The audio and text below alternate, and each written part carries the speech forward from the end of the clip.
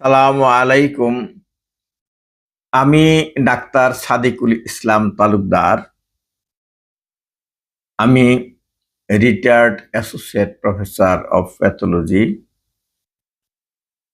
তো আজকের যে পরিচয়ে আমি প্রেজেন্ট করছি সেটা হচ্ছে আমি একজন মেডিকেল জার্নাল এডিটর। আমি বেশ কয়েকটি জার্নাল এডিট করেছি। বর্তমানেও আমি 3টা মেডিকেল জার্নাল এডিট করি। একটা হচ্ছে জার্নাল অফ হিস্টোপ্যাথোলজি অ্যান্ড সাইটোপ্যাথোলজি, আরেকটা হচ্ছে শহীদ Syed Nazrul Islam medical college journal, আরেকটা হচ্ছে দিনাজপুর মেডিকেল কলেজ জার্নাল। তো এই জার্নাল এডিট করতে গিয়ে এখন যে ডিজিটাল যুগ, এই ডিজিটাল যুগে এসে দেখলাম ডিজিটাল অবজেক্ট একটা ইম্পর্টেন্ট সাবজেক্ট। তো এই ডিজিটাল অবজেক্ট নিয়ে আমাদের সব অথার এবং রিসার্চারদের, এমনকি যারা রিডার, জার্নালের রিডার, তাদেরও একটু ক্লিয়ার ধারণা থাকা প্রয়োজন। এই জন্য আজকের পর্বের টপিক হচ্ছে digital object, understanding digital object, concept, types, benefits and future trend. Understanding digital object, concept, types, benefit and future trend, এই নিয়েই আজকের বিষয়বস্তু। অল্প কিছুক্ষণ আপনারা আমার সাথেই থাকুন। যারা রিসার্চার আছেন তারা তো থাকবেনই, যারা ভবিষ্যতে রিসার্চার হবেন বা অথর হবেন তাদের জন্য এটা ইম্পর্টেন্ট।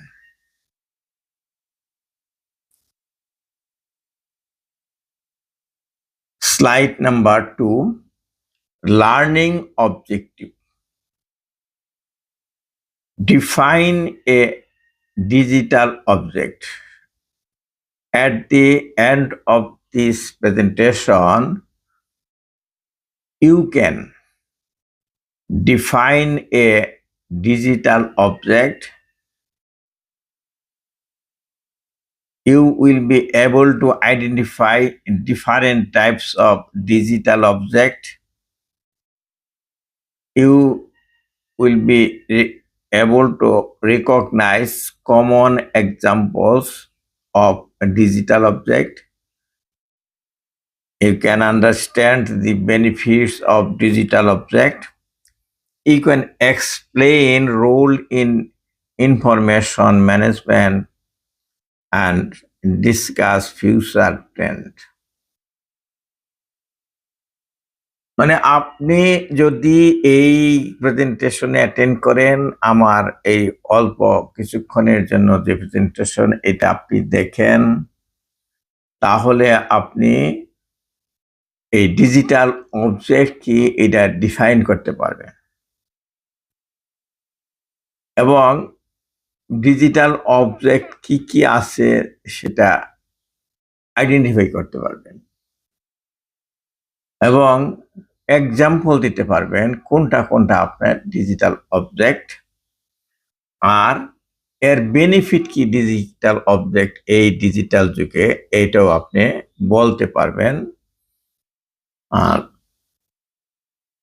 ইনফরমেশন ম্যানেজমেন্টের যে রোলটা কি আছে ডিজিটাল অবজেক্টের, এটাও আপনি বলতে পারবেন। আরেকটা আছে যে ভবিষ্যতের কি ট্রেন্ডটা হবে সেটাও আপনি ডিসকাস করতে পারবেন। স্লাইড নাম্বার 3 তে কি আছে? What is digital object?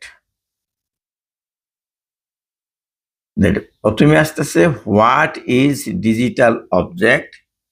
A digital object is any item of information that exist in digital form and can be stored, managed, accessed, shared, and preserved electronically.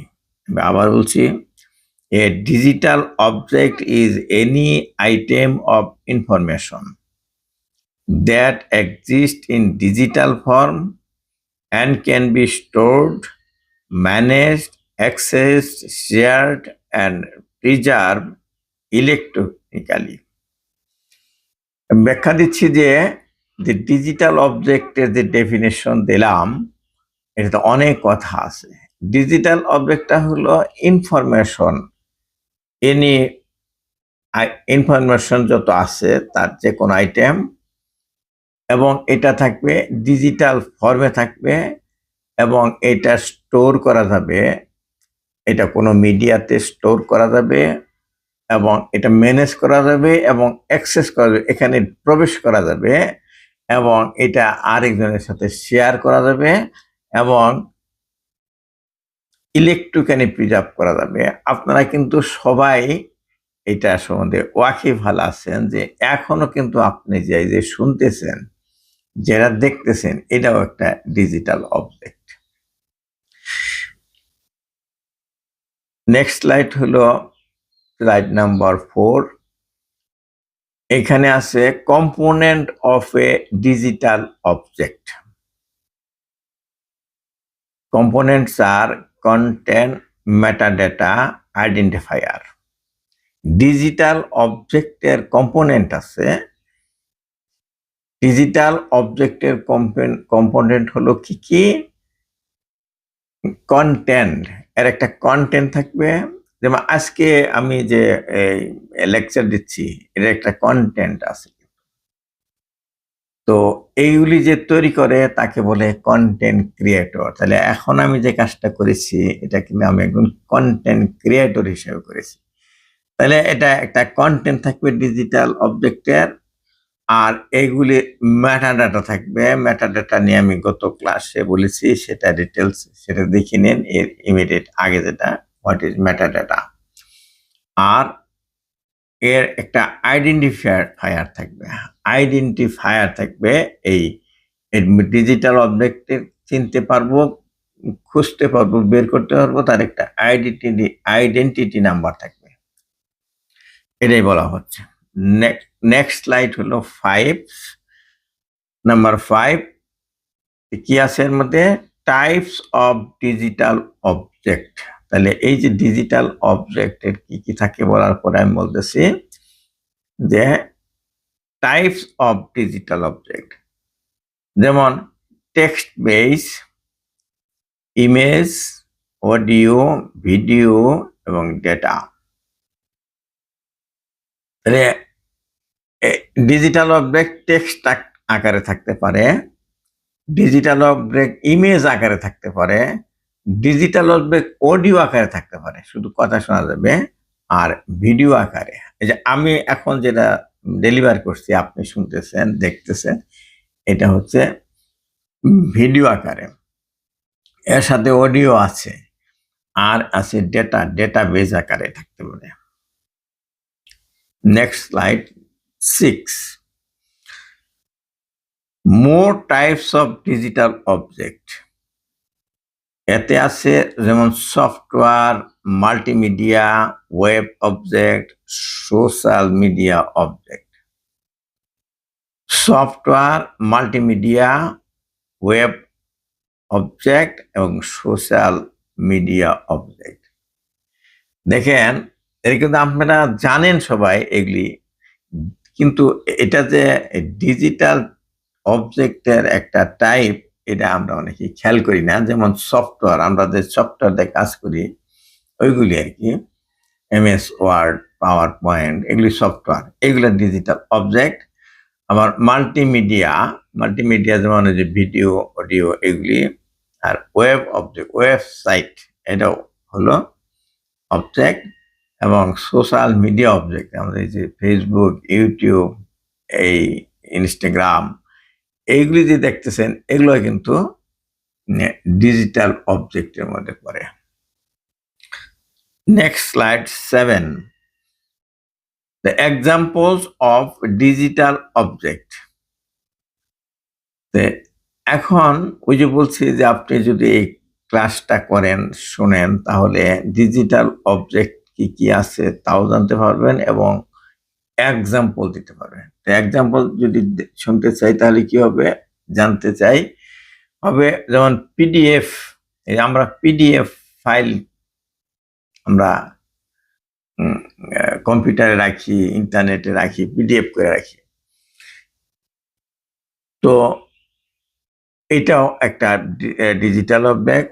Word document, MS ওয়ার্ডে যে আমরা file তৈরি করে রাখি এটাও হচ্ছে digital object.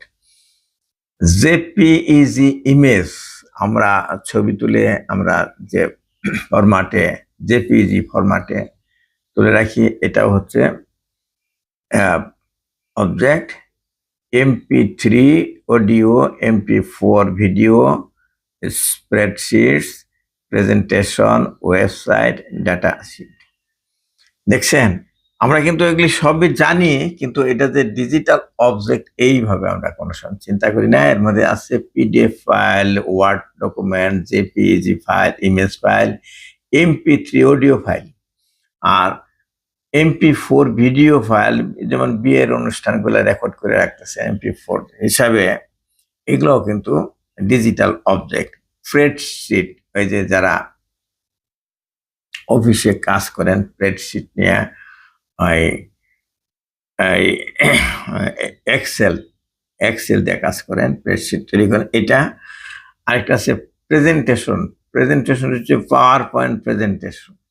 এই যে এখন আমি যেটা ডেলিভার করছি এটা কিন্তু পাওয়ার পয়েন্ট প্রেজেন্টেশন। আরেকটা আছে ওয়েবসাইট। ওয়েবসাইটে আমার তথ্য দিয়ে রাখছি, যেমন talukdarbd.com।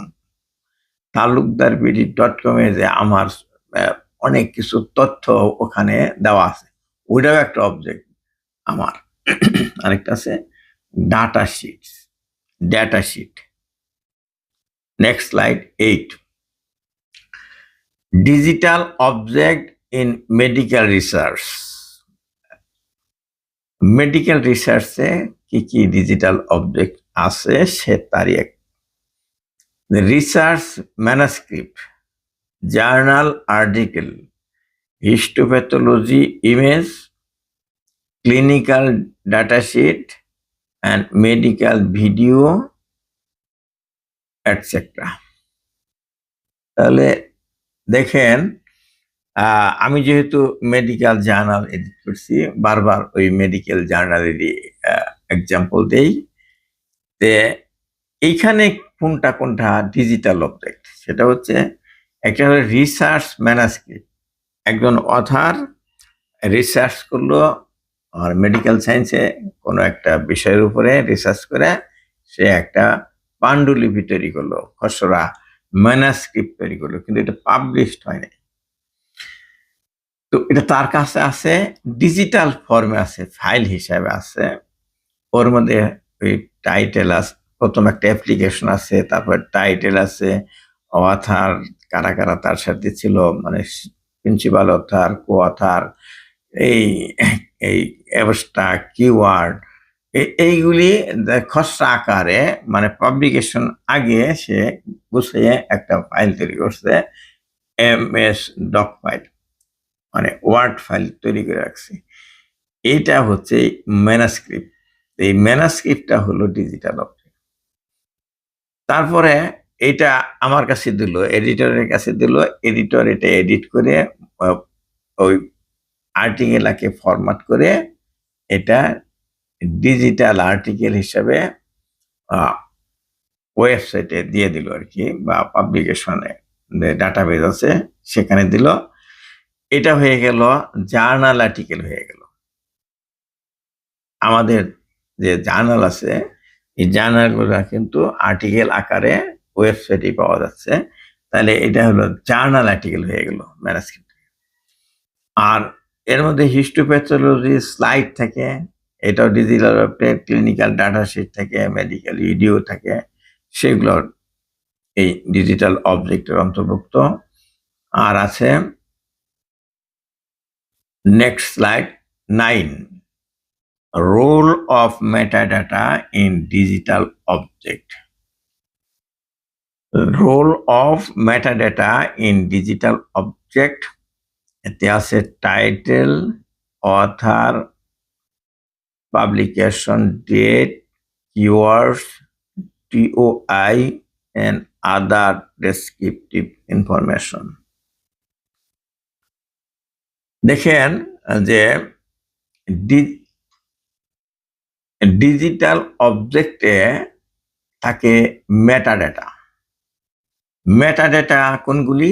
যেমন আর্টিকেলের title, author, publication date, keyword, DOI, এই ডেসক্রিপটিভ যে এটা অংশ আছে সেইগুলি হচ্ছে ওই মেটাডাটা, এগুলো হলো digital object. Next slide 10. Benefits of digital object. Benefits are easy access, sharing, storage, preservation, and searchability. মানে এই ডিজিটাল অবজেক্ট হিসাবে রাখার সুবিধা কি, বেনিফিটটা কি? যেমন এখানে আমরা ইজিলি অ্যাক্সেস করতে পারি। যেমন আগের যুগে আমরা যখন প্রথম যুগে ছিলাম, যখন আমরা ইন্টারনেট ছিল না, তখন শুধু জার্নালগুলা প্রিন্ট মানে বই আকারে প্রিন্টেড জার্নাল হিসাবে লাইব্রেরিতে থাকতো। এগুলি পাওয়ার জন্য শত শত কিলোমিটার দূরে গিয়ে আমরা ঢাকা গিয়ে খুঁজে বের করে পড়ে আসতাম বা নোট করে নিয়ে আসতাম। আর এখন এগুলি ডিজিটাল হওয়াতে এটা পাবমেটে, স্কোপাসে, ক্রসরেফে এগুলি সার্চ দিলে এটা পাওয়া যায় এবং ইজিলি অ্যাক্সেস করা যায়, ডাউনলোড করে আমাদের কম্পিউটারে রাখা যায়। তাহলে ইজি অ্যাক্সেস হয় ডিজিটাল অবজেক্টগুলোকে এবং শেয়ার করা যায়, এবং আমি ডাউনলোড করে আমার বন্ধুকে শেয়ার করে দিচ্ছি। আবার এটা স্টোর করা যায় আমার স্টোরেজ মিডিয়াতে, স্টোর করে আমি হার্ড ডিস্কে জমা করে রাখছি। আরেকটা আছে এটা প্রিজার্ভ করা যায় ইজিলি, এবং এটা আবার সার্চ করে বের করা যায়। যেমন সার্চ করে বের করছি, রাখছি, আবার সার্চ করে বের করা যায়। এইগুলি ডিজিটাল অবজেক্টের benefit. Number 11 slide, benefit in research and education. The digital object supports collaboration, e-learning, online libraries, and healthcare record. তো সুবিধা দেখছেন, রিসার্চ এবং এডুকেশনের এই ডিজিটাল অবজেক্ট থাকাতে কি হলো, কোলাবোরেশনে সাহায্য করে, একজন আরেকজনের সাথে সহজে কোলাবোরেট করতে পারে। আমি দেখেন এই থাকি ময়মনসিংহ, আমি Dinajpur medical college journal edit করতেছি। কিভাবে করতেছি? ওই যে কোলাবোরেশন হয়ে ওখানকার যে যারা আছে দিনাজপুরে ওদের এডিটর আর আমি, আমার এদের মাঝে কোলাবোরেশন হয়ে এগুলি এডিট করতেছি, এগুলি চেক করতেছি, এগুলি এডিট করতেছি, এইগুলি সম্বন্ধে মন্তব্য করতেছি, এইগুলি কোলাবোরেশনের কাজ করতেছি। এখন একজন আমেরিকা থেকে এটা করতে পারে, একজন লন্ডন থেকে এই কাজটা করতে পারে। আরেকটা আছে ই লার্নিং, মানে ইলেকট্রনিক লার্নিং, যেটা এটা অনলাইন লাইব্রেরি আছে অনলাইন, যেমন পাবমেড, ক্রসরেফ, অনলাইন লাইব্রেরি, বাংলা জল, এগুলা, অ্যান্ড হেলথ কেয়ার রেকর্ড হিসাবে এটা রাখা যাচ্ছে। Next slide 12. Challenges of digital object.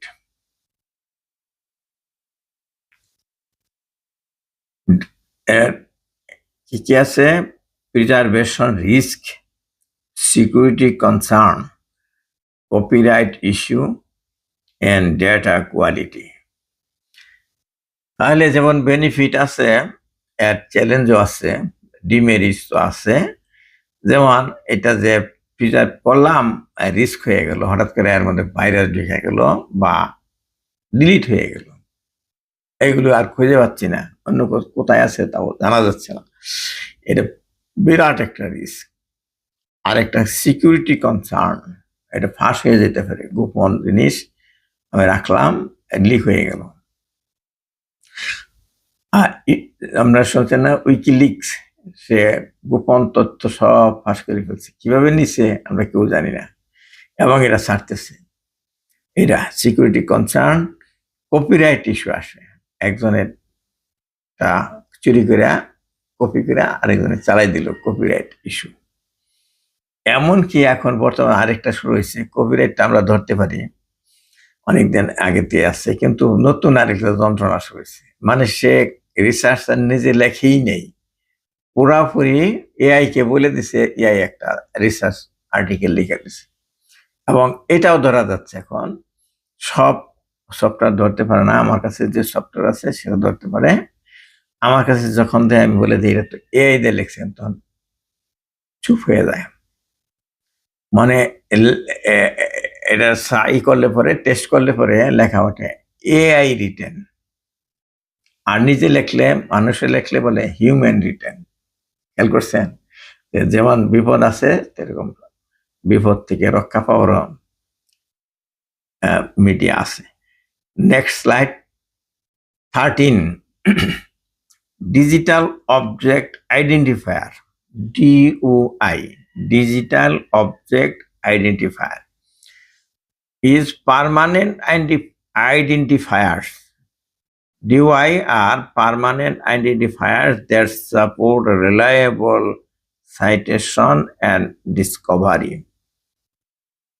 Permanent identifiers that support reliable citation and discovery. DOI হলো এই যে ডিজিটাল অবজেক্ট যে আছে লক্ষ লক্ষ কোটি কোটি, এগুলা একটা ইউনিক ভাবে একটাকে আইডেন্টিফাই করে।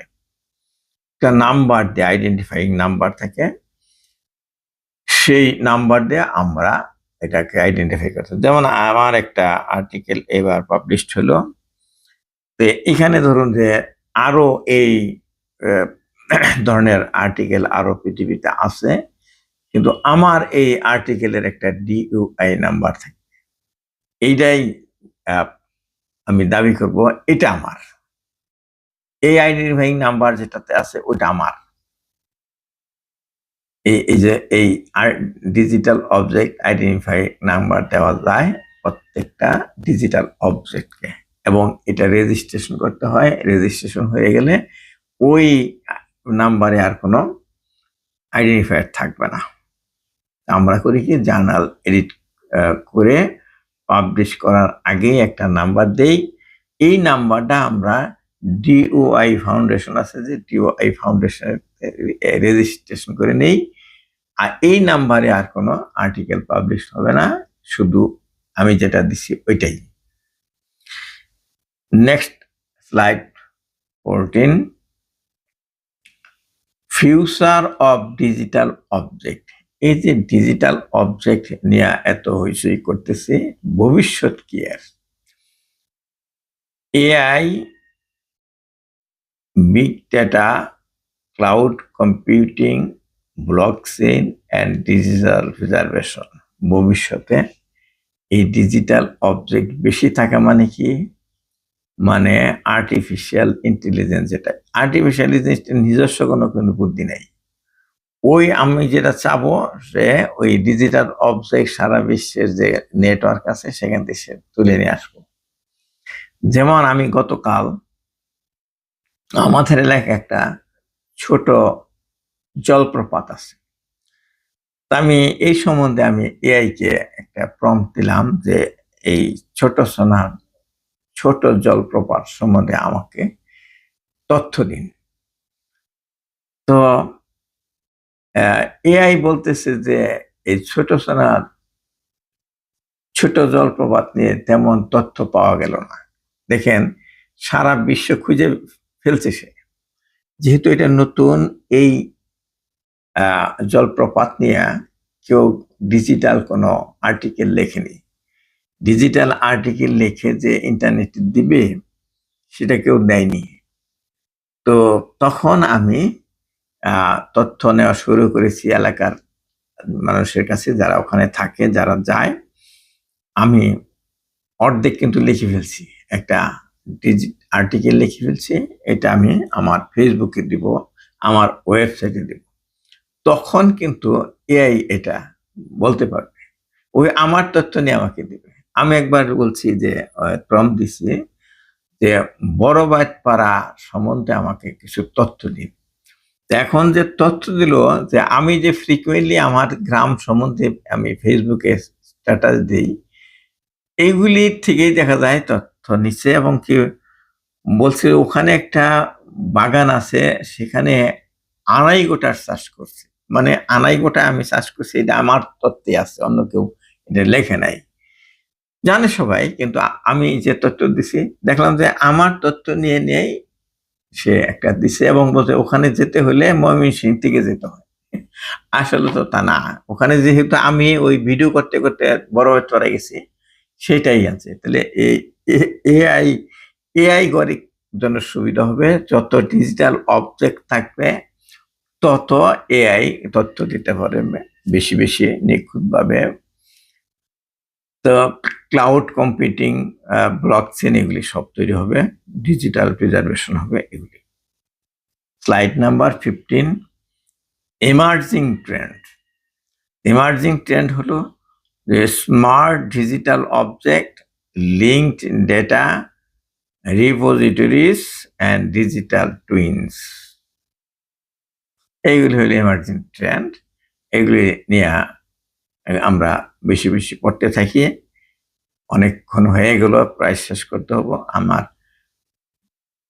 নেক্সট স্লাইড হলো 16, কি টেক হোম মেসেজ। তাহলে এই যে আজকে যে শিখলাম আমার এই ছোট লেকচার অন ডিজিটাল অবজেক্ট, কি শিখলাম? Digital objects are as central to modern research, education and communication. Home message হচ্ছে আজকের লেকচারে, digital objects are central to modern research, education and communication. দেখলেন যে modern research, modern education, modern কমিউনিকেশনের জন্য digital object হলো ইম্পর্টেন্ট, সেন্ট্রাল।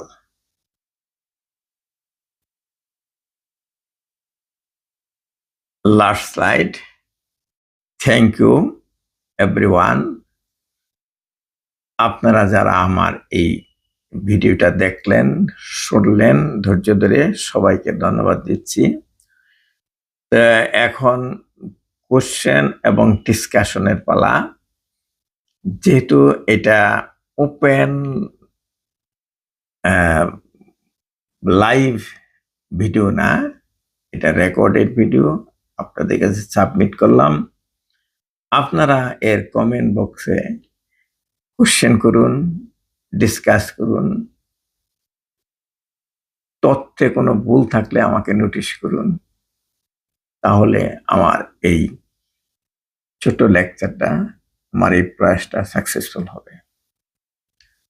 তা আমি ডাক্তার সাদিকুল ইসলাম তালুকদার।